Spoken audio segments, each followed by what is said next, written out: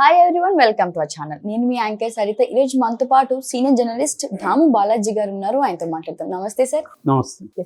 బాలకృష్ణ గారు ఒక అభిమాని కొట్టారని మనం విన్నాము. అసలు ఎందుకు కొట్టాల్సి వచ్చింది, ఎందుకు కొట్టారు సార్? ఆయన కొట్టడానికి పెద్ద కారణాలే ఉంటాయి. కొట్టాలనిపిస్తే కొడతారు. అంటే బాలకృష్ణకి ఇది ఫస్ట్ టైం కాదు కదా.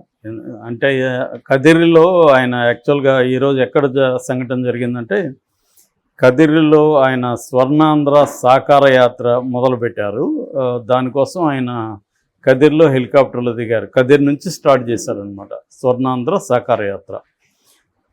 సో ఆయన రాయలసీమలో కూటమి అభ్యర్థుల తరపున యాత్ర చేయడానికి ప్లాన్ చేసుకున్నారు. అన్స్టాపబుల్ బాలయ్య అనే పేరుతో బస్సును కూడా రెడీ చేశారు ఈయన కోసం. సో రెడీ చేసి మొదలైంది. యాక్చువల్గా హిందూపూర్లో ఆయన కొంత టఫ్గా ఉందని చెప్తున్నారు.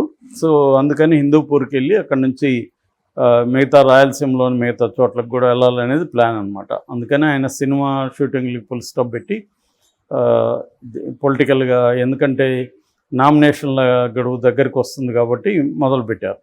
అయితే ఆయన హెలికాప్టర్ నుంచి దిగగానే అప్పటి వరకు అక్కడ వెయిట్ చేస్తున్న అభిమానులు ఒక్కసారిగా దూసుకొచ్చారు.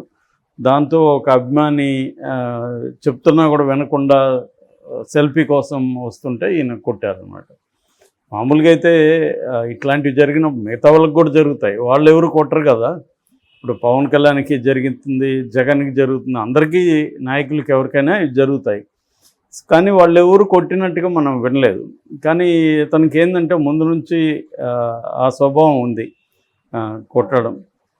కాబట్టి దాని ఏదో అంటారు కదా, స్వభావాన్ని మార్చుకోవడం అంత కష్టం. సో అది ఆయనకి అలవాటైపోయింది. దాన్ని కూడా వీళ్ళు అభిమానులు ప్రేమతో కొట్టారని ప్రచారం చేయడం, తెలుగుదేశం మీడియా ప్రేమతో, మిగతా వాళ్ళు ఎందుకు ప్రేమతో కొట్టరు, ఈయన ఒకటే ఎందుకు కొడతాడు ప్రేమతో. సో ఈ అభిమానుల పరిస్థితి అంతే. అభిమానులు కూడా మామూలుగా ఉండదు, వాళ్ళ ఇరిటేషన్ కూడా. ఆ మధ్య కూడా పూరి జగన్నాథ్ కూడా చాలా విషయాలు మాట్లాడారు. అభిమానులు ఎలా ఉంటారు, ఎక్కడెక్కడ ఎలా తాకేస్తూ ఉంటారు, వచ్చి మీదకి ఎలా పడిపోతారు అని. ఎందుకంటే వాళ్ళకి సినిమా ఇమేజ్ అనేది వేరే ఉంటుంది. సో ఆ ఇమేజ్ మైండ్లో ఉన్నప్పుడు ఆ వ్యక్తి బయటికి కనబడినప్పుడు కనీసం టచ్ చేయాలను, ముట్టుకోవాలను అవన్నీ ఉంటాయి. సో సో అదంతా వాళ్ళకేమో ఇరిటేషన్ ఉంటుంది, వాళ్ళకి ఇబ్బందిగా ఉంటుంది. అయితే ఇప్పుడు ఎలక్షన్ ముందు జరగడం అనేది కొంత ఇబ్బంది బాలకృష్ణకి. ఎందుకంటే మామూలుగా అయితే ఇది అభిమానులు కాబట్టి వాళ్ళకి బాగున్నప్పుడు పక్కనోడికి ఏమని అనుకుంటారు. కానీ ఇప్పుడు ఎలక్షన్ అప్పుడు ఏంటంటే కనీసం ఆయనకి టఫ్గా ఉన్నప్పుడైనా ఆయన కొంత మరి ఇట్లాగా బిహేవ్ చేస్తుంటే మళ్ళీ గెలిపిస్తే ఆయన పరిస్థితి ఎలా ఉంటుంది అని వైసీపీ వాళ్ళు ఈ వీడియోని బలంగా తీసుకెళ్తున్నారు. ఎందుకంటే ఇప్పుడు ఇవాళ ఏది కానీ రికార్డెడ్ అయిపోతుంది కదా, నువ్వు చేసే ప్రతి పని రికార్డ్ అయిపోతుంది. అందుకని ఆ పబ్లిక్లో అట్లాంటి దృష్టిలో పెట్టుకోవాలి. కానీ బాలకృష్ణకు ఉన్న ప్రాబ్లం ఏంటంటే ఆయనకి సెన్సారింగ్ మెకానిజం లేదు. సెల్ఫ్ సెన్సారింగ్ అనేది పొలిటీషియన్కి చాలా అవసరం, చాలామందికి ఉంటుంది కూడా.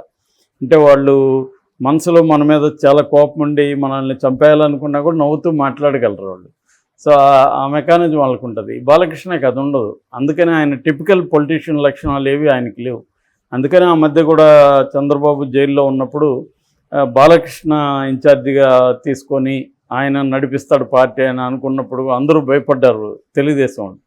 ఎందుకంటే ఈయన అట్లా బిహేవ్ చేస్తారు, అందరినీ విసుక్కోవడం, గొడవ పడడం, బూతులు తిట్టడం, తర్వాత మనసులో ఏముంటుంది మాట్లాడేయడం, ఇటువంటివి రాజకీయాల్లో ఇబ్బంది పెడతాయన్నమాట. సో ఆ రకంగా ఇప్పుడు యాత్ర మొదలవడమే దెబ్బడితో మొదలైందని రాస్తున్నారు అందరూ. సో మరి ఆయనకి ఆల్రెడీ టఫ్గా ఉంది. యాక్చువల్గా హిందూపుర విషయానికి వస్తే 1985లో ఫస్ట్ ఎన్టీఆర్ పోటీ చేశారు. దాని తర్వాత మళ్ళీ రీఎలక్షన్లు 88లో వస్తే అప్పుడు కూడా ఆయన గెలిచారు. దాని తర్వాత మళ్ళీ 94లో కూడా ఎన్టీఆర్ గెలిచారు. 96లో చనిపోయే వరకు ఆయనే ఉన్నారనమాట. సో మొత్తంగా 11 years ఆయన అక్కడి నుంచి ప్రాతినిధ్యం వహించారు హిందూపూర్ నుంచి. ఇక దాని తర్వాత నందమూరి హరికృష్ణ అక్కడ కంటెస్ట్ చేశాడు. ఆయన చనిపోయిన తర్వాత 99 వరకు ఆయన ఉన్నారు. తర్వాత అలాగా 3.5 సంవత్సరం నందమూరి హరికృష్ణ ఉన్నాడు. ఆ తర్వాత కూడా 99, 2004, 2009లో కూడా తెలుగుదేశంకి ప్రాతినిధ్యం వహించారు.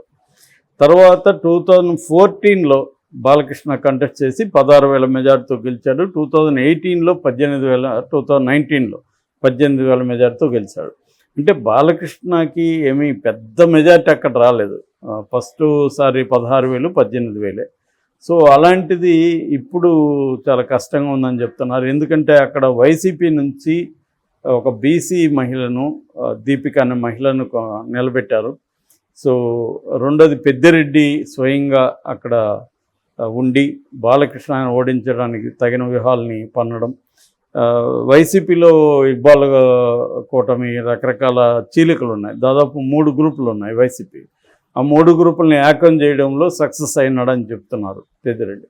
రెండవది ఏంటంటే కూటమిలో ఉండే ప్రాబ్లమ్స్ కూడా అక్కడ ఉన్నాయి. కూటమిలో ఆల్రెడీ పరిపూర్ణానంద స్వామి అక్కడ బీజేపీ నుంచి టికెట్ ఆశించారు. బీజేపీ కూడా ఇది ఎంపీగా నేను అనేది ఆయన ఎంపీగా ఆశించారు హిందూపూర్, కానీ ఆయనకి ఇవ్వలేదు. ఇవ్వకపోవడానికి కారణం ఏంటంటే హిందూపూర్ లోక్సభ కాన్స్టిట్యుయెన్సీలో ముస్లిం పాపులేషన్ ఎక్కువ ఉంది. సో ఈయన బీజేపీ తరఫున అక్కడ కంటెస్ట్ చేస్తే ఈయనకి ఆల్రెడీ యాంటీ ముస్లిం ఒక ఇమేజ్ ఉందన్నమాట ఆల్రెడీ. అందుకని ఈయనకి సీట్ ఇస్తే అక్కడ విన్నింగ్ అవకాశాలు ఇబ్బంది అవుతుంది. దీని ఎఫెక్ట్ స్టేట్ వైడ్ కూడా పడే అవకాశం ఉందని చంద్రబాబు ఆపిచ్చేస్తాడని చెప్తున్నారు. అప్పటి నుంచి పరిపూర్ణానంద స్వామి నేను ఇక్కడ బాలకృష్ణను ఓడిస్తానని ఆయన ప్రతిజ్ఞ పూనాడు. సో ఎందుకంటే ఆయన కొంత హిందూ యూత్లో దాంట్లో ఫాలోయింగ్ ఉంది. సో అప్పటి నుంచి బాలకృష్ణను ఓడిస్తానని ఆయన అక్కడ ప్రతిజ్ఞ చేసి తిరుగుతున్నాడు.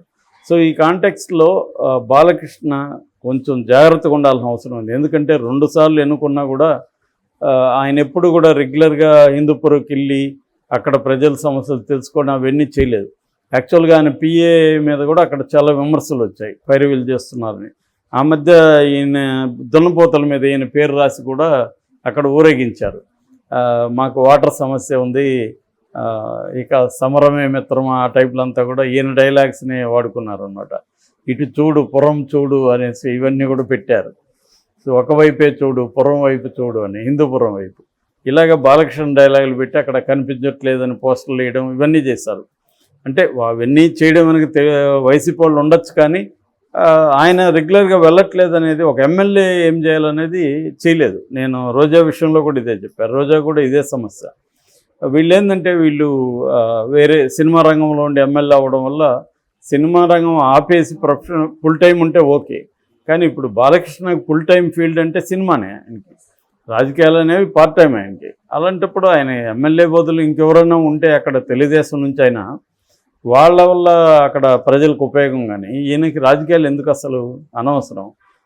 రాజకీయాల్లో ఉన్నప్పుడు ఫుల్ టైం రాజకీయ, ఇవాళ పార్ట్ టైం రాజకీయాలు అనేవి సాధ్యం కావు. రాజకీయాలు అంటేనే ఫుల్ టైం చేయాలి.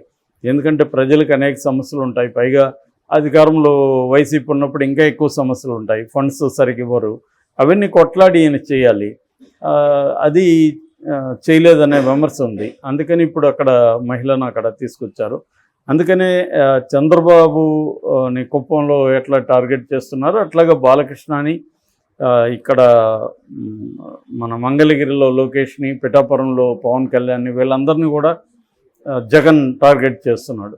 అందుకని ఎక్కువ భాగం కుప్పం వదిలేస్తే మిగతా 3 చోట్ల కూడా మంగళగిరి, హిందూపురం, పిఠాపురంలో మహిళల అభ్యర్థుల్ని జగన్ రంగంలోకి దించాడు. ఎందుకంటే మహిళా ఓటర్లు కొంత మొగ్గు చూపే అవకాశం ఉంది.